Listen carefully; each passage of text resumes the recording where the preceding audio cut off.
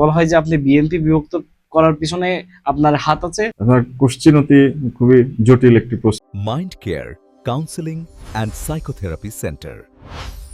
মনের স্বাস্থ্য ভালো রাখুন, মনের যত্ন নিন।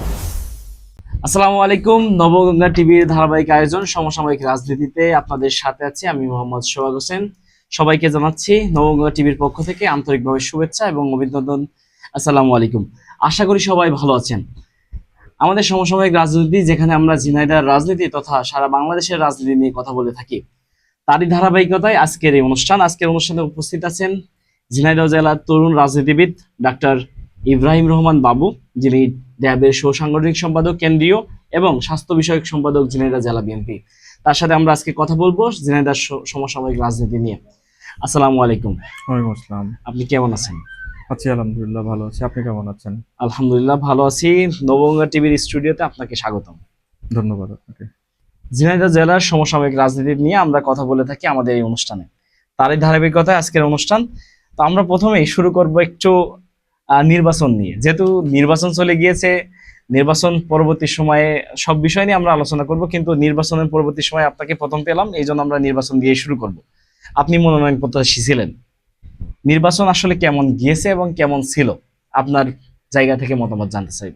প্রথমেই আপনাকে ধন্যবাদ জানাই। ধন্যবাদ আপনাদের এই নবগঙ্গা টিভির অনলাইন যে ভার্সনটি আছে সেটার মাধ্যমে যারা যারা এই কনভারসেশন বলেন, টক শো বলেন, সেটা যেটা যে নামই দেন, যারা দেখতে পাচ্ছেন, ঝিনাইদহবাসীকে আমি ধন্যবাদ জানাই। হ্যাঁ, আমি গত ত্রয়োদশ জাতীয় সংসদ নির্বাচনে একজন মনোনয়ন প্রত্যাশী ছিলাম। দল মনে করেছে আমার থেকে আরো ভালো ক্যান্ডিডেট আছে, যে প্রার্থী জয় ছিনিয়ে নিয়ে আসবেন। ইলেকশনের আগে মনে করেছিলেন তেমন কিছু, তো তাকেই মনোনয়ন দিয়েছেন। ঝিনাইদহ জেলা বিএনপির একজন কর্মী হিসাবে বা বিএনপির একজন কর্মী হিসাবে আমার যতটুকু কাজ আমার উপরে অর্পিত হয়েছিল বা যতটুকু করার কথা ছিল, আমি আপ্রাণ চেষ্টা করেছি ততটুকু আমার সামর্থ্য অনুযায়ী করার। তো তার পরিপ্রেক্ষিতে আমি বলবো যে সুন্দর সুষ্ঠু একটি নির্বাচন হয়েছে। নির্বাচনের দিন আমি একটি অঞ্চলে কাজ করেছি। আমাদের প্রার্থী আমাকে বলেছিলেন যে ঝিনাইদহ পূর্ব অঞ্চল, যেটি আমাদের সদর উপজেলার আপনার 5-6টা ইউনিয়ন আছে, পোড়াহাটি, পদ্মাকর, দোগাছি, হরিশঙ্করপুর, আমি এসব ইউনিয়নে গিয়েছিলাম।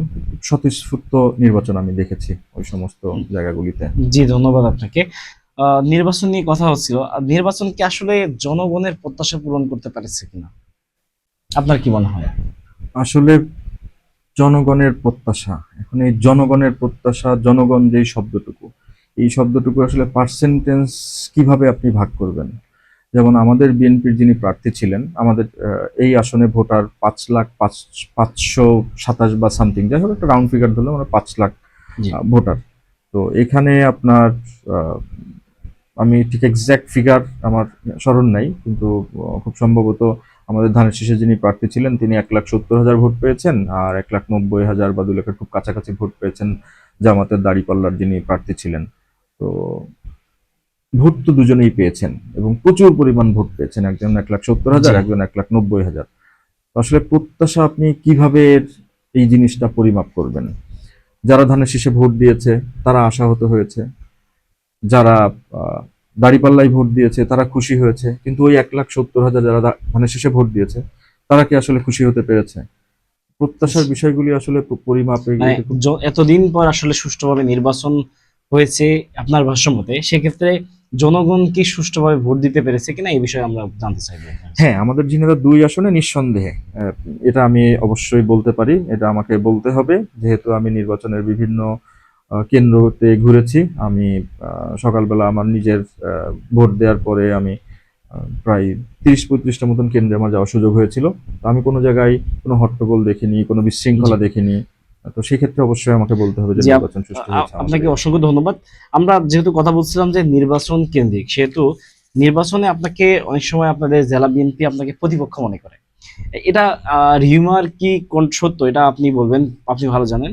তো আপনাকে প্রতিপক্ষ বলা হয় এই কারণে বলা হয় যে আপনি বিএনপি বিভক্ত করার পিছনে আপনার হাত আছে। তারপরে আবার বলা হয় যে আপনি আসলে নির্বাচনে ভোট আসলে বিএনপির পক্ষে করেননি, ভোট করেছেন জামাতের পক্ষে। এটা কতটুকু সত্য এবং এটার পক্ষে বিপক্ষে আপনি কথা বলবেন, আপনার মতামত জানাবেন। আহ, আপনার কোশ্চিন অতি খুবই জটিল একটি প্রশ্ন। আমি জানি না আমি যদি এখন এটার উত্তর দিতে চাই তো এটা আপনি কিভাবে নিবেন। তো আপনাকে একটু ব্যাকগ্রাউন্ড জানতে হবে, সেটুকু আমি যতটুকু পিছনে কিছু ঘটনা আসলে সামনে নিয়ে আসতে হবে, তাহলে আপনার আপনার বা যারা দেখবে, আহ, দর্শক যারা দেখবেন তাদের জিনিসটা বুঝতে সুবিধা হবে। আসলে ব্যক্তিগতভাবে আমি কখনোই, যেটি বললেন যে বিভক্তি আহ, বা ভোট করিনি, এমন আসলে কোনো বিষয় নেই। এমন কোনো কোনো কিছুর প্রমাণ আপনি কখনোই দিতে পারবেন না।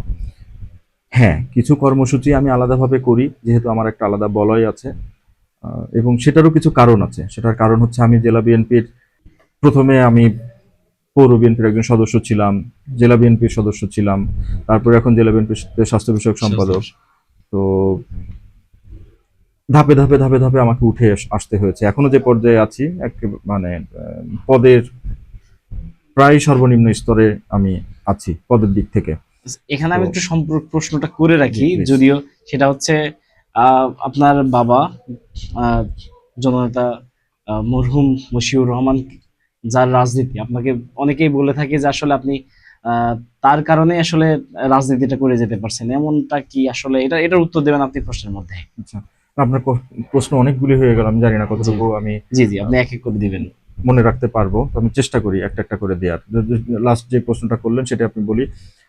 আমি আমি যখন পদ পেয়েছি, আহ, জেলা বিএনপিতে, পৌর বিএনপিতে সদস্য হয়েছি, তখন আমার পিতা ঝিনাইদহ জেলা বিএনপির কোনো কমিটিতে ছিলেন না।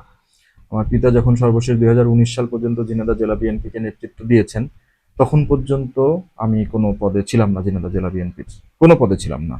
আমার পিতার যখন উনি সর্বশেষ আহ, আমাদের বিএনপির চেয়ারপারসন মরহুমা বেগম খালেদা জিয়ার উপদেষ্টা হিসেবে কাজ করেছেন সর্বশেষ ওনার মৃত্যুর আগ পর্যন্ত, আহ, উনি সেই পর্যন্তই ছিলেন, এবং 2019 সালের পর থেকে উনি ঝিনাইদহ জেলা বিএনপির ছিলেন না। তো আমার পদগুলি আমার পিতার নেতৃত্ব দানের পর থেকে আমি আমার ঝিনাইদহ জেলা বিএনপির পদে এসেছি। তো সেক্ষেত্রে এটা, এই প্রশ্নর বা এই উত্তর আপনার কাছেই যাচাই বাছাইয়ের জন্য ছেড়ে দিলাম।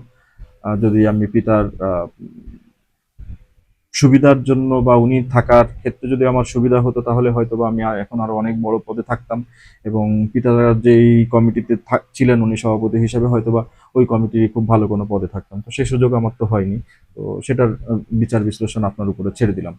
জি, এটা গেল আপনার সর্বশেষ কোশ্চিনের প্রশ্নের উত্তর। এবং তার আগে আপনি যে প্রশ্ন করলেন জি, বিভক্তি এবং বিভক্তি। বলয় বা আহ, জি, এবং ধানের শীষে ভোট দেয়া নিয়ে, আপনাকে জামাতের বিষয়ে যে জামাত allegation- বিষয়ে জি একটা একটা করে আসছি। জি প্রথম কথা হচ্ছে বিভক্তির যে বিষয়। আচ্ছা, তো জেলা বিএনপিতে আমি যে পদে আছি, তো জেলা বিএনপির যারা নেতৃত্ব থাকেন, প্রেসিডেন্ট সেক্রেটারি যখনই যারা ছিলেন, তো আমাকে ওনারা কখনো ডাকতেন না।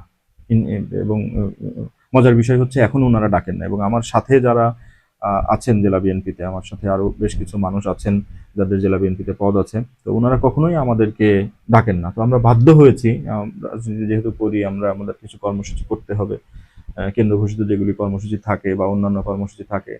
তো সেই কারণে আমরা আসলে বাধ্য হয়েই আমরা সবাই একত্রিতভাবে, মিলিতভাবে আমরা আলাদা করে কর্মসূচি করার চেষ্টা করেছি। বাট এখানে একটা জিনিস আপনাকে জানিয়ে রাখি যে আমরা অবশ্যই বিএনপি করি, বিএনপির বাইরে আমরা না। আহ, তবে আমাদের অনেক নেতা আছেন যারা বড় পদে আছেন, আহ, তারা উম, এমন কিছু কাজ মাঝে মাঝে করেছেন যা আসলে একজন রাজনীতিবিদ হিসাবে করা বাঞ্ছনীয় না বা সমীচীন না। তো বাধ্য হয়েই নেতৃত্বের প্রতি আমাদের কোনো আহ, শঙ্কা নেই, কোনো কষ্ট নেই, কোনো খারাপ লাগা নেই। যেই কমিটি তারেক রহমান দিয়েছেন তার নেতৃত্বেই আমরা আছি। ওনারা ডাকলেই আমরা যাই। কেন্দ্রীয় যখন কোনো কর্মসূচি ঘোষণা হয়, কেন্দ্র থেকে যখন কোনো নেতারা আসেন, যখনই আমাদেরকে বলা হয়, তখনই কিন্তু আমরা যাই। এবং গিয়ে আহ, দর্শকের কাতারে বসে বসেও, বসে থেকে বা দাঁড়িয়ে থেকেও সেই প্রোগ্রামে আমরা অংশগ্রহণ করেছি, তাতে আমাদের কোনো কষ্ট নেই। কিন্তু যখন দেখি যে একজন ব্যক্তি বিএনপির নাম ভাঙিয়ে, বিএনপির পদ ভাঙিয়ে, একজন বা একাধিক ব্যক্তি যখন উম, বিভিন্ন ধরনের কর্মকাণ্ড করে বেড়ান, যেটা দলকে বেকায়দায় ফেলে বা দলকে অস্বস্তিকর পরিস্থিতিতে ফেলে, তো তখন আমাদের কাছে মনে হয় যে আসলে তাদের থেকে দূরে থাকাটা বাঞ্ছনীয়। কেননা ব্যক্তির কোনো কর্মকাণ্ডের দায়ভার তো কোনো দল নিবে না। দল নিবে না। তো আমি এমন কোনো মানুষের সাথে রাজনীতি করতে চাই না, বা এমন কোনো কারোর সাথে থাকতে চাই না যে আসলে জনসম্পৃক্ত বা জনবিরোধী কর্মকাণ্ড করে, জি। তো সে যেই হোক না কেন। যে আপনার এখানে কথায় যেটা উঠে আসছে যে বিএনপি বিভক্ত হওয়ার পিছনে যেটা রিউমার আসে, এটা আসলে রিউমারই বলা চলে, যেহেতু আপনাদেরকে এখনো ডাকা হয় না কোনো প্রোগ্রামে এবং অতীতেও ডাকা হয়নি, সেক্ষেত্রে আসলে বিভক্তি করার পিছনে আপনার হাত তো থাকার কথাই না, এমনটাই। হ্যাঁ, তা তো অবশ্যই, কেননা প্রেসিডেন্ট সেক্রেটারির মূল দায়িত্ব, সভাপতি বা সাধারণ সম্পাদক যিনি থাকেন ওনাদের দায়িত্ব পুরো কমিটিকে আগলিয়ে রাখা। তো সেটার নেতৃত্ব তো আর আমি নাই, আমি সভাপতিও না কমিটির, আমি সাধারণ সম্পাদকও না। তো ওনারা যখন ডাকেন তখন কিন্তু ওনারা পান, একেবারে যে ওনারা ডাকেন না তা না বিষয়টা। 10টা প্রোগ্রাম হইলে হয়তো বা একটা প্রোগ্রামে ডাকেন, কিন্তু এখানে ওনারা খুব মজার একটা খেলা খেলেন, সেটা হচ্ছে আমার সাইডে যদি আমার সাথে যদি ঝিনাইদহ জেলা বিএনপির 10 জন নেতা থাকে, তো ওনারা যে একটা প্রোগ্রামে ডাকেন সেই একটা প্রোগ্রামের আমাদের 2 জনকে ডাকেন আর 8 জনকে ডাকেন না। হ্যাঁ, এটা ওনারা খুব ঠান্ডা মাথায় ইন্টেনশনালি কাজগুলি করেন। তো বলা যায় আপনাদেরকেই সেপারেট করে দেওয়া হয়েছে এক কথায়। নিঃসন্দেহে, হ্যাঁ, মানে এখানে বিভক্তি হওয়ার আপনি হননি, কিন্তু আপনাকে বিভক্তি মধ্যে ফেলিয়ে দেওয়া হয়েছে, আমরা এটা কথা উঠে আসছে। এখন আপনার আমার যে মূল প্রশ্ন ছিল সেই প্রশ্নে আমরা একটু উত্তরটা ভালোভাবে জানতে চাই, জামাতের পক্ষে বা আচ্ছা জামাতের পক্ষে, আচ্ছা এটা এখন উনি প্রার্থী যিনি আছেন উনি তো হেরে যাওয়ার পরে অনেক ধরনের প্রশ্ন করবেন, অনেক ধরনের কথা বলবেন। তো কিছু জিনিস আজকে বললে কিছু ব্যাপার পরিষ্কার হবে। আর মাঝে মাঝেই বলি, যারা রাজনীতির সাথে সম্পৃক্ত না, রাজনীতির আসলে বড় একটা পার্ট থাকে। আমরা অনেক পড়ালেখার ভিতরেই শব্দটা শুনি যে টিপ অফ আইসবার্গ, যে একটা বরফের বড় একটা খণ্ড যেটার খুব সামান্য অংশ সাগরে ভেসে থাকে, সেটা হয়তো বা অ্যারাউন্ড 10%। আর এর বড় যেই অংশ, মানে ছোট যেই অংশ, সেই 10%টুকু সাগরের পানির উপরে ভেসে থাকে, যেটা আমরা দেখতে পাই। আর 90% যেটা আইসবার্গ, বরফ খণ্ড যেটা, সেই 90% আসলে আমরা দেখতে পারি না। তো রাজনীতির জিনিসটাই হচ্ছে এরকম, আমরা যা দেখি এটা হয়তো বা 10% বা 20%। বেশিরভাগ অংশ 80% 90% অংশ আসলে আমরা কেউ দেখিও না, দেখতে চাইও না, এবং ওটা সামনেও আসে না। তো স্বাভাবিক এই ইসের মতোই হয়েছে, সেই একই সিচুয়েশন এখানেও হয়েছে। আমি আসলে কখনোই জামাতের সাথে আমার কোনো সম্পৃক্ততা নেই, এবং এটা যারা বলে এটা তাদের নিজের হীনমন্যতা।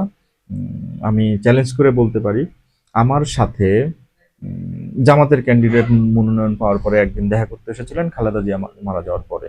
উনি আমাদের অফিসেই এসেছিলেন, আমার আব্বার যে অফিসটা আছে যেখানে আমি বসি, একদম হুট করেই এসেছিলেন। ওটা কোনো ইনফর্ম বা খুব একটা আমাদের বলা কওয়া কোনো ইয়ে ছিল না। এবং তার আগে উনি আমাদের জেলা বিএনপির যার একটা অফিস আছে, ওখানে জেলা বিএনপির সভাপতি সেক্রেটারি ওনারা ছিলেন, অন্যান্য নেতারাও ছিলেন, তাদের সাথে দেখা করেছেন, সৌজন্যমূলক, একদম সৌজন্য সাক্ষাৎ। হ্যাঁ, তো এই তো এটার উপরে ভিত্তি করে যদি বলা হয়, তাহলে ডেফিনেটলি আমি বলবো যে তাহলে আমি যদি জামাতের কর্মী হই, তাহলে উনি জামাতের আমির, যদি এইটার উপরে বেস করে যদি বলা হয়। আর আচ্ছা, এবার আসি নির্বাচনের বিষয়ে, সম্পৃক্ততার বিষয়ে। আমাদের যিনি প্রার্থী হয়েছেন, উনি আমাকে যখনই বলেছেন যে আমাকে নির্বাচন করতে হবে, আমার নির্বাচনে সহযোগিতা করতে হবে, তখনই আমি ওনাকে সহযোগিতা করার চেষ্টা করেছি। উনি আমাকে দায়িত্ব দিয়েছিলেন খুব সুনির্দিষ্টভাবে, আমি সেই সমস্ত কর্মকাণ্ডও করেছি, এবং আমি খুব ত্যক্ত বিরক্ত হয়ে কয়েকজনের কথার উপরে, যদি আমি সাধারণত খুব একটা মানুষের কথা তেমন গায়ে লাগাই না, কেননা এক একজনের এক এক ধরনের মতামত থাকবে, সেটা নিয়ে তো আমার বিচলিত হওয়ার কোনো কারণ নেই। আর তারপরেও সেদিন তো গিয়ে আমি আমার নিজের ভোটের ছবি পোস্ট করেছি, যেটা তো মূল বিষয় হচ্ছে উনি এখন হেরে গিয়েছেন, ওনার বিভিন্ন ধরনের কথাই উনি বলবেন। তো ভোটের 2 দিন আগেও আমি ওনাকে গিয়ে পরিষ্কারভাবে বললাম যে আপনার ডিএসবি রিপোর্ট ভালো না। উনি হাসতে হাসতে, প্রার্থী নিজেই আমাকে হাসতে হাসতে বললেন, এটা কে বলেছে তোমাকে? আমি যে ডিএসবিদের সাথে কথা বললাম, আমার রিপোর্ট নিয়ে কোনো সমস্যা নেই, জিনেদা 1 জিনেদা 2 এগুলি নিয়ে কোনো সমস্যা নেই। আমি বললাম, আপনি মনে হয় আপনাকে বিভ্রান্ত করছে, আপনি ভালো মতন খোঁজ খবর নেন। এবং তারপর উনি ভোটের পরে, ওনার সাথে 2 দিন পরে উনি আমাকে ফোন দিলেন। এই পয়েন্টটুকু আমি আপনাকে বলি, তাহলে আপনাদের বুঝতে সুবিধা হবে। 2 দিন পরে আমাকে ফোন দিলেন, তো কোনো এক কথা প্রসঙ্গে কথা বলতে বলতে তো উনি নিজেই বললেন যে উনি সম্পর্কে, আমাদের দুঃসম্পর্কের আব্বার চাচাতো ভাই হন। তো আমারও চাচাতো চাচা। তো যাই হোক, উনি আমাকে বললেন যে আহ,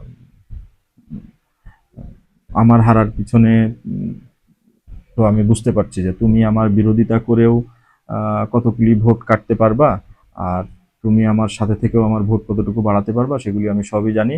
আমার নিজের মাজার ছুরিতেই আমার আমার বুক কেটেছে বা কিছু একটা কেটেছে, এবং সবই আমি বুঝতে পারছি। আমার তোমার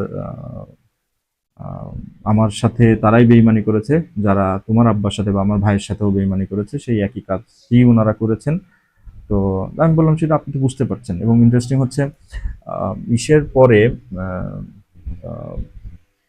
ভোটের 1 দিন বা 2 দিন পরে ওনার সাথে কথা হওয়ার আগে সম্ভবত বেসরকারিভাবে নির্বাচিত আমাদের এখানকার যে সংসদ সদস্য, উনি গিয়েছিলেন আমাদের প্রার্থীর বাসায়, এবং ওনার সাথে যে প্রার্থীরা, আমাদের বিএনপির প্রার্থীর সাথে যারা ছিলেন অন্য তার রাজনৈতিক সহকর্মীরা, এবং ওনারা যেভাবে জামাতের প্রার্থীকে ওয়েলকামিং করলেন এবং ওনাদের বডি ল্যাঙ্গুয়েজ যেটা ছিল, ওনাদের ভিতরে আমি আসলে কোনো দুঃখ, হারার কষ্ট কোনো কিছু দেখতে পাইনি। আমি এটা ওনাকে বললাম যে আপনি তো সবই টের পাচ্ছেন, বুঝতে পারছেন। তো যাই হোক, উনিও বুঝতে পারছেন। বুঝতে পেরেছেন। হ্যাঁ, তো এখন সেই যদুর কি যেন একটা বাংলা সেন্টেন্স আছে, আপনি হয়তো বা জানেন, কি যদুর দোষ বদুর ঘাড়ে হ্যাঁ নাকি হ্যাঁ হ্যাঁ, কিসের যদু ভর। দোষ বদল। তো এই টাইপের আর কি উনি দিয়ে কিছু একটা করার করছেন, কিন্তু বাস্তবতা উনি জানেন যে বাস্তবতা আসলে কি ভিন্ন। হয়েছে। জি, আমরা এই বিষয়টা অনেকটাই ক্লিয়ার। এখন আমরা এই বিষয়ে আপনাকে আরেকটা বিষয় জানতে চাইবো যে আসলে বিএনপি আপনার, মানে এক কথাই জানতে চাইবো যে বিএনপি হারার পিছনে, যেখানে ঝিনাইদহ 2 আসন বলা হতো বিএনপির ঘাঁটি, সেখানে বিএনপি হারার পিছনে কি কারণ হতে পারে? 5 তারিখ পরবর্তী বিএনপির কর্মকাণ্ড নাকি অন্য কিছু? নিঃসন্দেহে আমি তো মনে করি এটা, যেটা আমি আপনাকে বললাম, যে রাজনীতির একটা বড় অংশ থাকে যেটা আমরা কখনোই জানতে পারি না। আমাদের কোনো একজন মানুষ, ঝিনাইদার আহ, কোনো একজন মানুষ এই তথ্যটু, এই আপনি যেটা বললেন যে 5 তারিখের পরের কর্মকাণ্ড, এই তথ্যটা আমাদের সর্বোচ্চ পলিসি মেকার বিএনপির যারা আছেন তাদেরকে জানিয়েছিলেন। এটা আমি বাই দা বাই পরে কানে আসলো। রিজন একটাই আমাদের হারার, 5ই আগস্ট পরবর্তী আমাদের যে বিএনপির নাম ভাঙিয়ে কিছু মানুষ, নেতাকর্মী, ওনাদের যে কর্মকাণ্ড, এতে বিএনপি ব্যাপকভাবে দুর্নাম ছড়িয়েছে, জি যার কারণে আসলে ঝিনাইদহ 2 এর ফলাফল এই ধরনের এরকম হয়েছে। জি, অসংখ্য ধন্যবাদ আপনাকে। তো যেহেতু নির্বাচন হয়েছে, আপনাদের দল যদিও জিততে পারেনি, তারপরেও আমরা ঝিনাইদহবাসী বা ঝিনাইদহের মানুষ মনে করে যে আপনাদের দল যেহেতু ক্ষমতায়, সেক্ষেত্রে আপনারা বিশেষ করে আপনি চাইলে ঝিনাইদহবাসীর জন্য অনেক কিছু করতে পারেন। যেহেতু আপনার নির্বাচন কেন্দ্রিক অনেক প্রত্যাশা ছিল, আমরা প্রথমে জানতে চাইবো যে আপনার নির্বাচন, যদি আপনি নির্বাচনে জিততেন, আপনি নির্বাচনে নিজে আসতেন এবং নির্বাচনে জিততেন, তাহলে আপনার ঝিনাইদহবাসীর জন্য আপনার কি কি মানে করার ইচ্ছা ছিল? আচ্ছা, এখানে ইন্টারেস্টিং বিষয় হচ্ছে, উম, যদি বলা হয় ঝিনাইদহ 2 আসনের বিষয়ে, ঝিনাইদহ 2 আসনে আসলে খুব বেশি কোনো কাজ করার নেই, এটাই বাস্তবতা। রাস্তা হয়ে গিয়েছে, হ্যাঁ হয়তো ভাঙা আছে, রাস্তা রিপেয়ারিং দরকার। ইনফ্রাস্ট্রাকচারের কথা যদি বলেন, অবকাঠামোগত উন্নয়ন কি আসলে কতটুকু ঝিনাইদহের মানুষ হিসেবে কতটুকু দরকার আছে? আমাদের শহরগুলি তো এক্সটেন্ড হয়েছে সেই 2005 সালেই।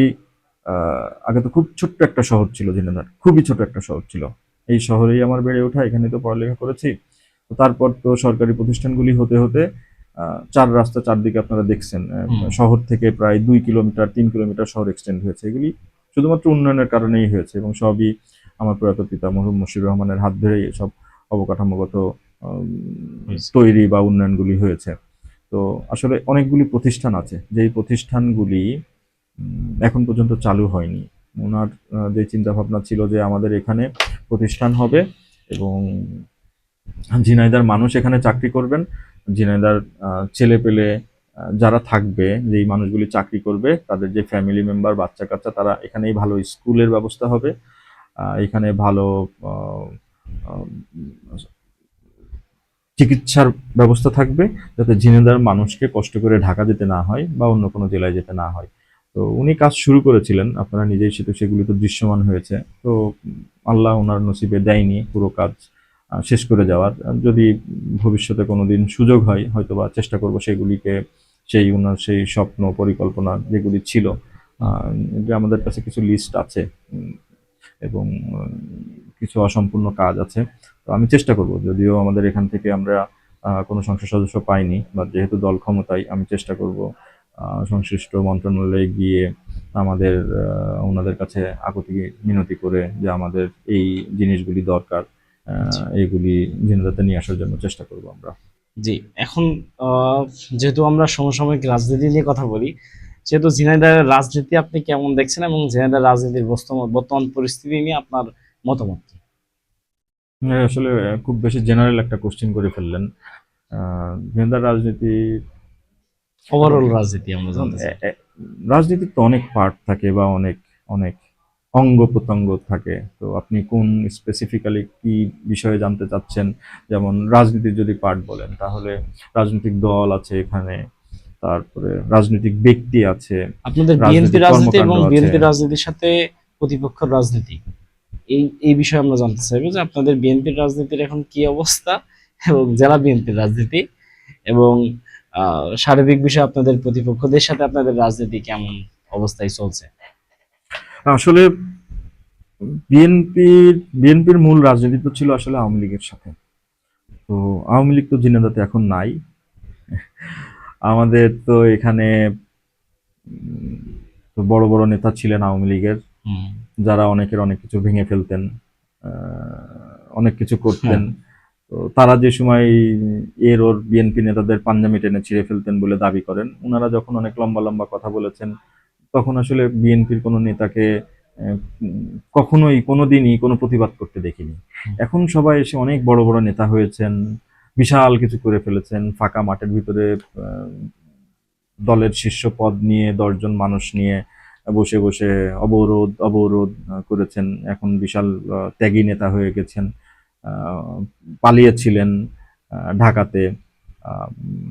আওয়ামী লীগের নেতাদের সাথে গত 17 বছর নিশ্চিন্তে ব্যবসা করে গিয়েছেন। কিছুদিন আগে পেপারেও এসেছে, পুলিশের বড় কর্মকর্তাদের সাথে জমির ব্যবসা করেছেন, সেগুলিও এসেছে পেপারে। এগুলো তার আমার কথা না, এগুলো আমিও জানতাম না, পেপার থেকেই আসা এগুলি। তো ওনারা আসলে কি করেছেন, কত বড় নেতা, ওনাদের ত্যাগ কতটুকু, এটা তো ঝিনাইদহের মানুষ দেখতে পাচ্ছে বা জানতে পারছে। আসলে ঝিনাইদহ যেহেতু এখন আওয়ামী লীগ নাই, আমাদের এই এলাকা তো আসলে আপনারা সবাই জানেন, এটা জামাত অধ্যুষিত এলাকা না। তো ওনাদের সাথে আমরা আসলে রাজনীতির যে জিনিসটুকু, আন্দোলন সংগ্রাম, মাঠে থাকা, ওনাদের সাথে সুষ্ঠু গঠনমূলক আলোচনা সমালোচনা, বা যে কোনো কাজের প্রতিযোগিতা, ভালো কাজের প্রতিযোগিতা, সেই জিনিসগুলি আসলে ঝিনাইদহের এখনকার রাজনীতিবিদ বা ইসের ভিতরে আমার কাছে মনে হয় এখানে অনেক কাজ করার সুযোগ আছে রাজনীতিবিদদের। এই জিনিসগুলি আমি খুব একটা দেখতে পাচ্ছি না। জি জি, অনেকটাই বিষয় এখানে উঠে আসছে। তো এখন একটা বিষয় আপনাদের কাছেই জানতে চাও, যেহেতু আপনি ঝিনাইদহ জেলা বিএনপির আহ, একজন দায়িত্বশীল মানুষ, সেই হিসেবে আপনার কাছেই জানতে চাইবো যে আসলে সরকার যে সিদ্ধান্ত নিয়েছে যে আপনাদের যে প্রার্থী, যিনি নির্বাচনে আহ, ব্যর্থ হয়েছেন, এক কথায় হেরেছেন, তাকে আবার জেলা প্রশাসক করা, মানে এখানে আসলে আপনি এই বিষয়টাকে কেমন ভাবে দেখছেন? মানে এগুলো কি আসলে সরকারের সঠিক সিদ্ধান্ত, বা এখানে জনগণের প্রত্যাশার জায়গা কতটুকু এখানে পূরণ হচ্ছে?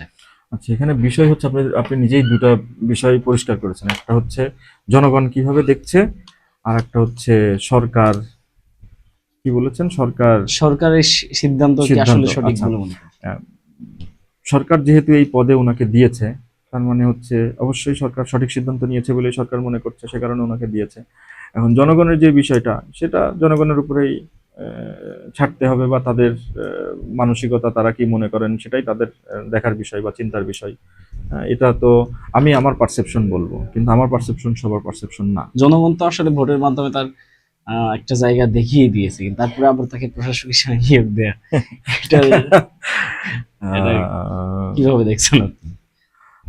আহ, জটিল কোশ্চিন এটা আসলে খুবই। এটা আহ, জনগণ কিভাবে দেখবে সেটা ভবিষ্যতে যদি আবার উনি ভোট করতে আসেন, সেক্ষেত্রে জনগণ আবার সেটার উত্তর হয়তো বা জবাব হয়তো বা দিবে। যদি ভবিষ্যতে তো আপনি প্রতিপক্ষ হবেন। না, এখানে তো আসলে প্রতিপক্ষের কিছু না। আমি 2018-তে যেটা ছিল একাদশ জাতীয় সংসদ নির্বাচন, 18-তে একাদশ, 11তম জাতীয় সংসদ নির্বাচন, সেখানে আমি প্রাথমিক মনোনয়ন পেয়েছিলাম।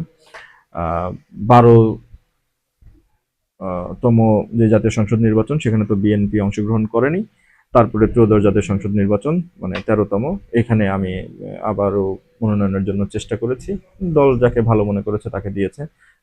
তো মনোনয়ন যে কেউ চাইতে পারেন, অনেকেই চাইবেন।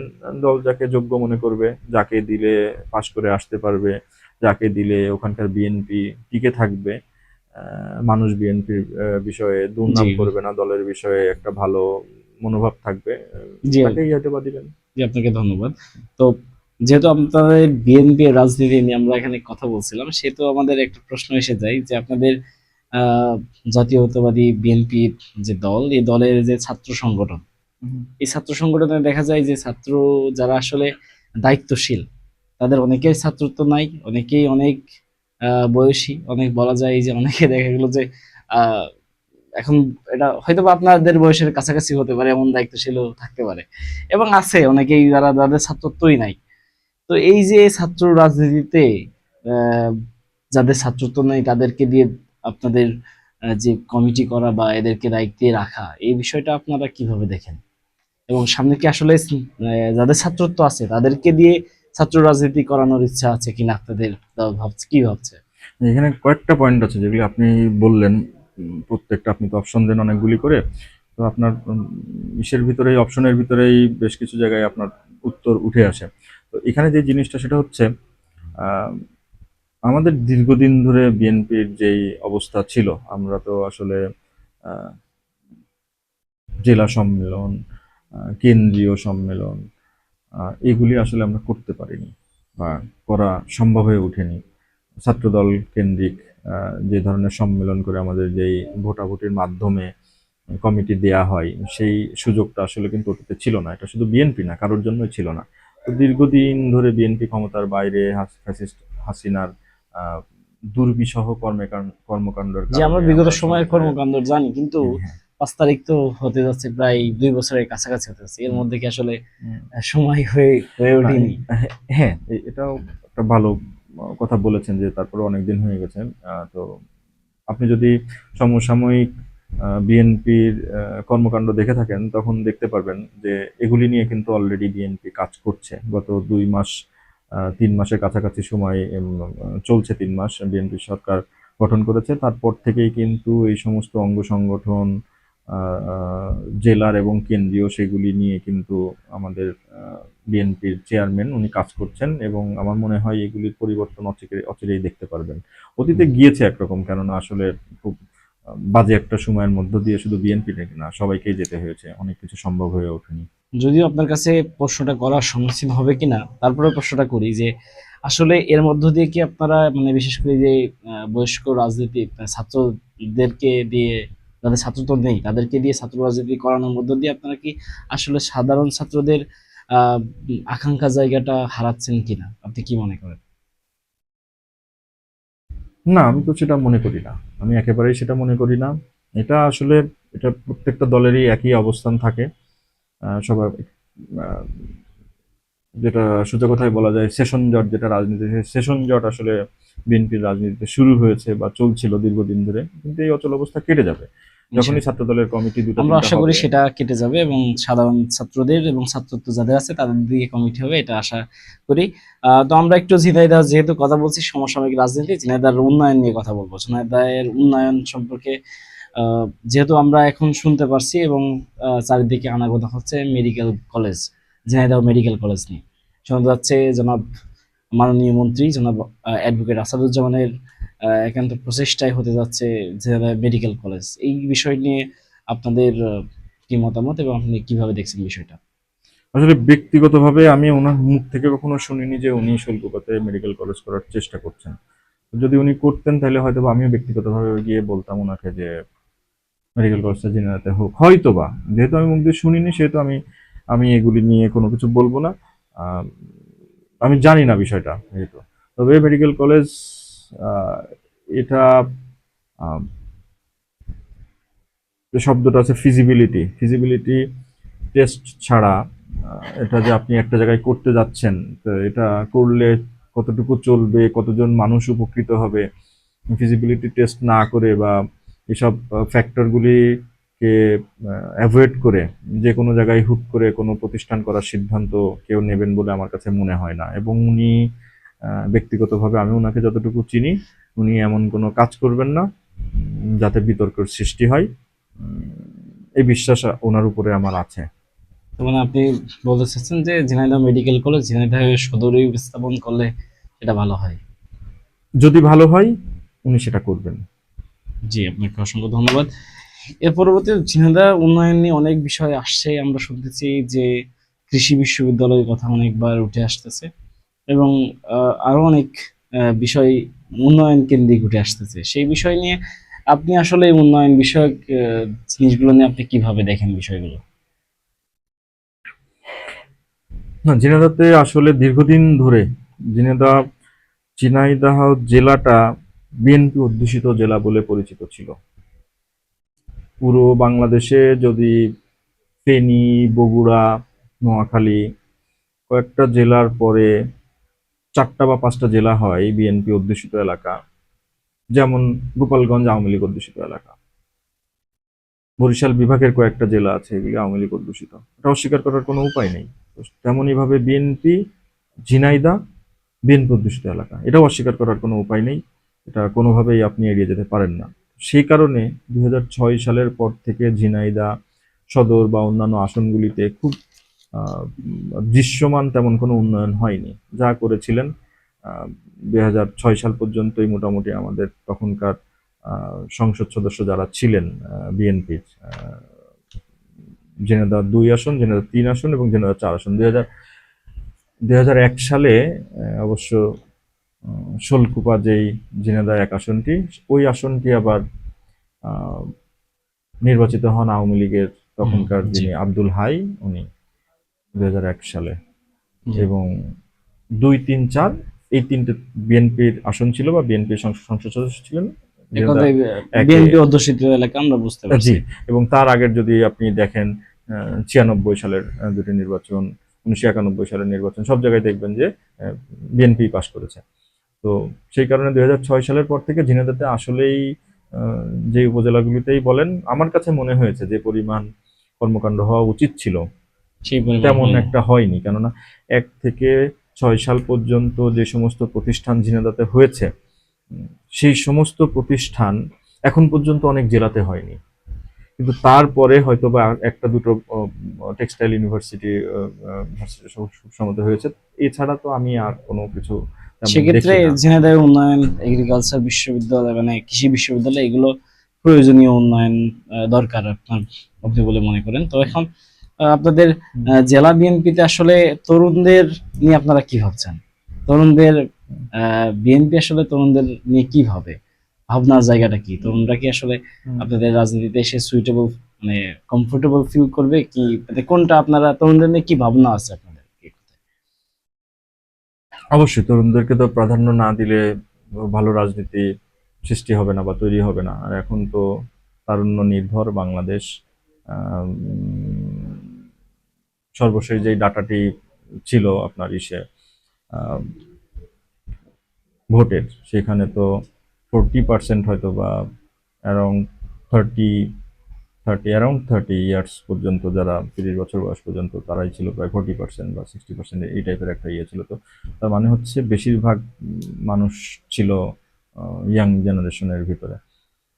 তো তরুণদেরকে তো প্রাধান্য দিতেই হবে, না হলে তো দল আগাবে না। এটা কি শুধু বক্তব্যের বলি নাকি আসলেই বাস্তবে ঘটে? যে আমরা দেখেছি যে আপনাদের মনোনয়নের ক্ষেত্রে আপনি এখানে নিজেই মনোনয়ন পাননি, সেক্ষেত্রে আপনি নিজে একজন তরুণ। আহ, এটা আপনি কিভাবে দেখেন? এখানে একটা মজার বিষয় হচ্ছে, আমি একটা খুব আনকমন, মানে এটা বলে আমাদের মেডিকেল একটা টার্ম আছে, পাবলিক হেলথে পড়া, আউটলায়ার্স। আউটলায়ার্স মানে হচ্ছে আপনার এখানে 9টা সংখ্যা আছে। এটা হচ্ছে 8টা সংখ্যা হচ্ছে 1 2 3 4 5 6 7 8, আর 9 নম্বর সংখ্যাটা হচ্ছে 100। তো আমি হচ্ছি আউটলায়ার্স, ব্যক্তিগতভাবে মনে করি আমি হচ্ছি ওই 100 সংখ্যাটা, হ্যাঁ? যেটা আসলে নর্মাল যেই সংখ্যাগুলি আছে সেই সংখ্যার ভিতরে পড়ে না। এটা হচ্ছে আমরা যারা দ্বিতীয় প্রজন্মের রাজনীতি করছি, মোটামুটি সবাই আমার আহ, যারা যাদের পিতা বা মা যারা বিএনপিতে রাজনীতি করেছেন, মোটামুটি বিএনপিতে যাদের অবদান আছে, সবাই মোটামুটি তাদের যারা দ্বিতীয় প্রজন্ম আছেন সবাই সবার মতন বিএনপিতে জায়গা পেয়েছেন। আমি একমাত্র মানুষ দ্বিতীয় প্রজন্মের, আমার হয়তো বা যোগ্যতা নেই। আমি আমাকে আমি আমি মনে করি যে যেখানে আছি হয়তো বা এখানে থাকতে হবে। দল হয়তো বা আমি এখনো ফিট হইনি, বা হয়তো বা এই যোগ্যতা আমার নেই, আমি জানি না মনোনয়ন আমি ভবিষ্যতে পাবো কিনা। তো এটা আমি আমার নিজের ব্যর্থতা মনে করি। তো এটা দলের উপরে আমি কোনো দোষ দিতে চাই না। আহ, যদি আমার সেই যোগ্যতা কোনোদিন হয় হয়তো বা দল দিবে, আর যদি যোগ্যতা না হয় তো সেক্ষেত্রে আমাকে থাকতে হবে। তো তার মানে এই না আমাকে দিয়ে আমি এখানে কোনো এক্সাম্পল না যে আমি নমিনেশন পাইনি বিধায় তরুণদের। অন্য তরুণরা মনোনয়ন পায়নি। আমার থেকে অনেক ছোট ছোটরাও কিন্তু মনোনয়ন পেয়েছে, এমপি হয়েছে, মন্ত্রীও হয়ে গেছে। এর উদাহরণ কিন্তু আছে, আপনারা জানেন। তো এটা বিষয়টা এমন না যে তরুণদেরকে জি, জি, বিএনপি দেখছে না। জি, অসংখ্য ধন্যবাদ আপনাকে।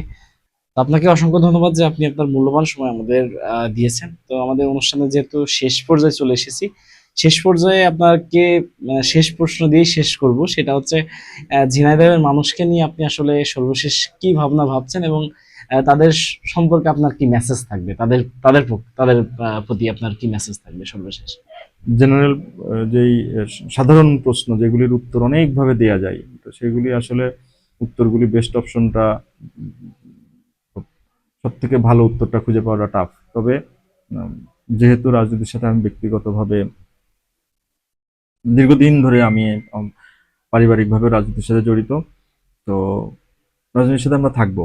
আমাদের রাজনীতির মূল উদ্দেশ্যই হচ্ছে মানুষ কল্যাণ, জনকল্যাণকর আহ, কর্মকাণ্ড, এগুলির সাথেই আমি জড়িত থাকবো। এতে রাজনীতিতে আমি কোনো কিছু জীবনে করতে পারি বা না পারি, বড় পদ পাই, মনোনয়ন পাই, এগুলির সাথে আমার ব্যক্তিগত রাজনীতির কোনো সম্পর্ক নাই। এটা জনকল্যাণমূলক কর্মকাণ্ড, আমার এগুলি চলতে থাকবে যতটুকু পারবো আমি আমার জায়গা থেকে। তো সেখান থেকে আমার প্রত্যাশা থাকবে ঝিনাইদার মানুষের কাছে, স্পেশালি যারা রাজনৈতিকভাবে সচেতন সুস্থ। বা শিক্ষিত মানুষের কাছে, যারা দেখবেন যে সিজনাল মানুষ বা একটা মানুষ এক ধরনের কাজ করে, হুট করে সে অস্বাভাবিক টাইপের কোনো কাজ করছে, সেটা হোক ভোটের সময় বা রাজনীতি করতে এসে। সাপোজ আপনি 4 বছর সময় আপনি তাকে কোনোদিন দেখেননি, জাস্ট ভোটের আগে এসে দেখলেন যে এমন এমন সব কর্মকাণ্ড করছে, সে ভাইরাল হওয়ার চেষ্টা করছে, জি, নিউজে আসার চেষ্টা করছে, তো ধান তাদের থেকে। কেটে দিচ্ছে, তারপর ধান উঠাই দিচ্ছে। না, সেটা আমি স্পেসিফিক্যালি বলতে চাই না। তো তাদের ব্যাপারে সাবধান থাকতে হবে। তাদের ব্যাপারে সাবধান না থাকলে এরা যেটা বলছিলেন ধান কেটে দিচ্ছে, কার ধান ওনারা নিয়ে যাবেন সেটা আমি জানি না। তাদের ব্যাপারে সাবধান থাকতে হবে, বাট ওনারা কারোর না কারোর ধান কেটে নিয়ে অবশ্যই চলে যাবেন, এটা নিশ্চিত। আপনাকে অসংখ্য ধন্যবাদ। আপনার কথায় আমরা আসলেই বুঝতে পেরেছি যে জনগণ অবশ্যই বুঝতে পেরেছে যে কি বলতে চেয়েছে, যে আসলে জনগণ আর কখনোই ভুল করবে না আমার মনে হয়। তো সর্বশেষ প্রশ্ন, সর্বশেষ প্রশ্ন, হুম, তারপরেও আবার প্রশ্ন করি। যেহেতু আমাদের নবগঙ্গা টিভি হুম। চলছে, আপনি দেখেছেন, তো নবগঙ্গা টিভি সম্পর্কে আপনার কিছু মূল্যবান মন্তব্য আমরা আমাদের দর্শকদের জন্য শুনতে চাইব। না, আপনারা যেই উদ্যোগটা নিয়েছেন, যেই কাজটি আপনারা করছেন, ব্যক্তিগতভাবে আমার খুবই পছন্দের। আহ, নিশ্চয়ই এটা খুব কঠিন একটা কাজ, কেননা দীর্ঘদিন ধরে এই জিনিসটাকে লালন পালন করতে হবে। এমন একটা বাচ্চাকে আপনার লালন পালন করতে হবে যেই বাচ্চা আপনাকে কোনো কিছু দিবে না। তো এটা করার মতন সৎসাহস, যোগ্যতা, মানসিকতা সবার থাকে না। সেটা আপনাদের আছে, যেটা আপনারা শুরু করেছেন। আমার পক্ষ থেকে কখনো যদি কোনো কিছু করার থাকে, ইনশাল্লাহ আমি আমার সর্বোচ্চ চেষ্টা করব। এবং আপনারা ভালো কাজ করছেন, আমি আশা করি যদি আপনারা আঞ্চলিক হন বা জাতীয় পর্যায়েও কাজ করেন, সত্য জিনিসটাকে তুলে ধরবেন। সাময়িক হয়তো বা একটু চাপে পড়বেন, কিন্তু ইনশাল্লাহ যেভাবে চলছেন আপনাদের ভবিষ্যৎ উজ্জ্বল, এটুকু বলতে আপনাকে পারি। অসংখ্য ধন্যবাদ। নবগঙ্গা টিভি সবসময় সত্যের পক্ষে, মানুষের পক্ষে, জনগণের পক্ষে কাজ করে আসে এবং সত্যটাই মানুষের সামনে তুলে ধরে আসে। এই ধারাবাহিকতা বজায় থাকবে ইনশাল্লাহ। আর আমাদের সমসাময়িক রাজনীতির অনুষ্ঠান এর মধ্য দিয়ে আজকে শেষ হচ্ছে। আমি এত সময় আমাদের সাথে ছিলেন ডক্টর মোহাম্মদ ইব্রাহিম রহমান বাবু। আপনাকে অসংখ্য ধন্যবাদ জানিয়ে আজকে অনুষ্ঠান শেষ করছি। সমসাময়িক রাজনীতির কথা নিয়ে চলবে আমাদের নবগঙ্গা টিভির ধারাবাহিক আয়োজন। ইনশাল্লাহ আগামী পর্বে আপনাদের সাথে দেখা হচ্ছে। সেই পর্যন্ত আমাদের নবগঙ্গা টিভির সাথে থাকবেন। সবাইকে ধন্যবাদ জানিয়ে শেষ করছি। এত সময় আমি সাথে ছিলাম মোহাম্মদ সোহাগ হোসেন। আসসালামু আলাইকুম রহমতুল্লাহ।